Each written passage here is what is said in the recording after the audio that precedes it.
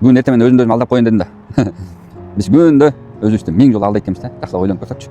Эртең менен туруп, эптеп кыйналып, барып тишимди жууп келип, отуруп кийинейин деп отургам да.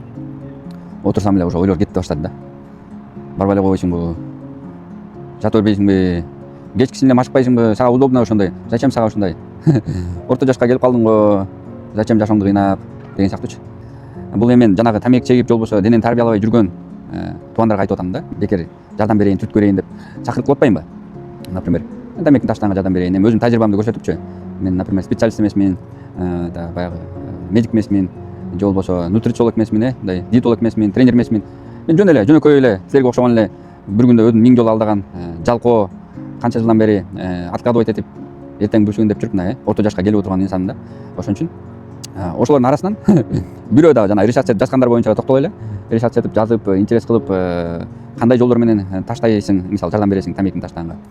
Канча болду тамеки чекпей калганыңа, анан кандай тамак аш менен таштадың, кандай машыгуу менен таштадың, анан кийин азыр тамеки чеккиң келеби? Сен мейли тренер болбо, мейли тиги чындык болбой эле кой. Мага жөн эле түрткү берчи, мен таштайм. Тамекини таштайм, денени тарбиялайм. Жөн эле эмне кылыш керек айтчы? Айткаң баран кылам деген да киши чыккан жок да. Чота бул аферист окшойт. Кандай бул мен тамекини таштап тура алат деп ошентип сомнение кармак болгондор көп да. Ошондой өзүн алдап койгонду уже билдим. Бир аз алсыз экенин билдим, жардам керек экенин билдим. Бирок ал өзүнөн да мен айтып атпаймынбы? Бул жерде мен жөн эле түрткү берем, задание берем, гонять этем. То есть мен өзүмдү ошондо гонять эттим, задание бердим, жаздым, питанияны өзгөрттүм, өзүм үстүмөн конкретно иштедим да, аябай көп. Ошондой эле аларга ушундай түрткү берип, жардам берип, баягы жөлөк таяк болоюн десең, ошондо дагы көрдүңбү, решать этпейт. Өзүңөрдү алдабагыла.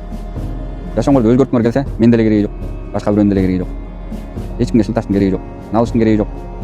Ошол ден соолук тарбиялагыла, аман сен болгула.